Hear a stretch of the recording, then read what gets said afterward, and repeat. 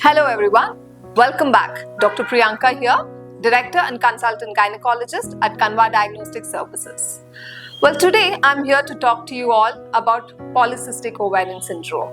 So this is very common. In fact, you pick 10 girls out there, I'm sure at least 2 or 3 of them have it. So especially when it comes to the teenagers, they always come to us with 2 main complaints. Obesity, that is, I've been putting on weight without eating much, is their complaint. And the second thing is irregular periods. So most commonly this happens because of our lack in our exercise lifestyle, including sedentary lifestyle and our diet, which is more so into our junk food and eating outside. Not that if you eat at home, you're eating healthy, but you should eat healthy food at home. So even if you're cooking a lot of oily items at home or dairy products at home, it's not a good habit. Now, what is the incidence of Polycystic Ovary Syndrome?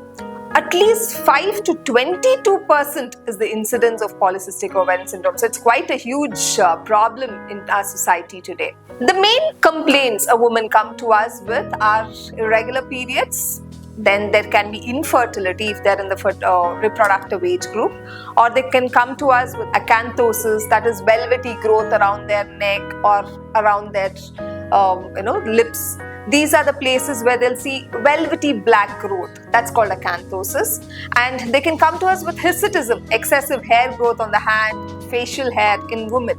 So these are the complaints they commonly attend to us with. One other complaint, especially with the teenage girls, is acne. They come to us with a lot of pimples around their cheeks, on their forehead.